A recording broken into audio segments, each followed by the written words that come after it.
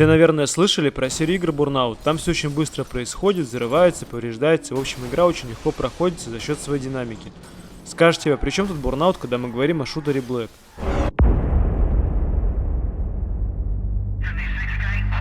Так вот, что если разработчики того самого Burnout решат сделать шутер, то мы просто-напросто получаем игру Black. Да-да, я совсем не шучу, это те же самые разработчики, они сразу заявили, что разрабатываемый шутер должен сделать то же самое, что сделали серию игр Burnout для гонок. У них, в общем-то, это и получилось. Говоря об игре Black и что в ней такого особенного, начнем, наверное, с графики. Эта игра вышла только на PS2 и Xbox, и разницы между двумя версиями вы просто не увидите. Обе они выглядят просто шикарно. Приятная и отлично реализована детализация оружия, освещение, эффекты размытия при перезарядке, задымление порохом помещений при долгой стрельбе. Мне кажется, такого я нигде, кроме как еще в GTA 4, не видел. Шикарная анимация оружия, да и в принципе тут больше нечего добавить. Хотя нет, давайте вернемся в 2006 год на минутку. Я обнаружил у себя дома этот диск, вернувшись с дачи. Понимаю, что скорее всего его притащил домой мой брат. Ставлю диск в приставку и буквально нахожусь в состоянии шока от увиденной графики. Я смело могу сказать, что более красивых игр на PS2 я в те годы не видел. И это точно самый красивый шутер, который когда-либо выходил на PS2. Про графику, наверное, все. А что там насчет геймплея? С ним тоже все отлично. Перед вами классический линейный шутер, в котором нет ничего лишнего. Вы можете при себе иметь два оружия. В основном вы делаете выбор между автоматом и дробовиком, или автоматом и УЗИ. Иногда нам еще подкидывают снайперку или базуку. Также у вас довольно-таки часто в распоряжении будет иметься гранаты, ну и пара аптечек, естественно. Противники бывают тупые, снайперы, сложные с базукой и в бронежилете, которых с первого раза не завалить. Так что скучать вы не успеете. Еще очень приятен тот факт, что в игре есть разрушаемость, а это очень большая редкость была для консолей того времени.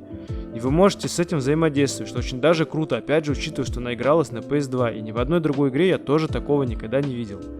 Локации в игре также бывают разные, даже уровни ночью бывали, на открытой местности, в помещениях и так далее. Еще добавляет остроты геймплей тот факт, что тут все постоянно взрывается. Я серьезно. Повсюду разбросаны бочки, коробки с патронами, машины и так далее. В общем, геймплей просто отличный, ни на минуту не даст вам заскучать. Даже сейчас, переигрывая в нее для этого ролика, она меня очень сильно затянула. Про графику и геймплей поговорили, а теперь о самом интересном, что же в ней такого особенного и почему я ее называю лучшим шутером для консолей. Во-первых, и что очень важно для шутера, это ощущения, которые у нас появляются от использования разных оружий. У них просто отличнейший звук.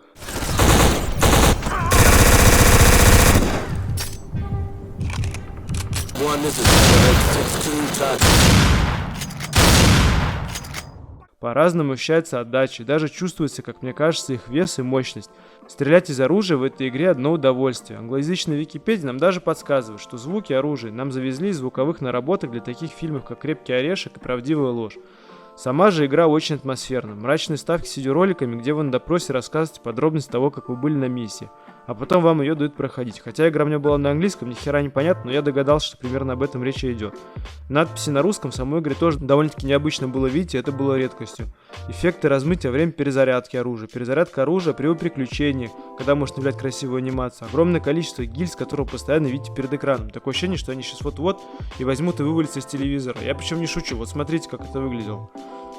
Разрушаемость объектов и подсказки, которые вы слышите по рации. В общем, да, игра вся погружает просто максимально. В заключение, эту игру по праву можно считать лучшим шутером для консолей, по крайней мере на консоли PS2. Такого уровня геймплея и графики еще ни разу не видели. Мне кажется, так и не вышло игр такого уровня. Если вы ищете в игру, в которую стоит поиграть, а вам постоянно все видео говорят и знакомые, что игра в God of War, Final Fantasy или в Killzone, то скажу вам так: приобретайте себе Black на PS2 и будет вам счастье. Несмотря на такое огромное количество плюсов, лично я в ней нашел пару косяков, которые незначительны. Эта игра проходится довольно-таки быстро, это первый косяк. И второй косяк, это если вы хотите сделать зум в этой игре во время стрельбы, то в принципе у вас получается только зум. Вам не нарисовали второй более красивый прицел, чтобы можно было более точно стрелять. Ну и в принципе все, можно на этом закончить. Если вам понравился ролик, то оставляйте комментарии, лайки, ну или же просто подпишитесь. Спасибо и до скорой встречи.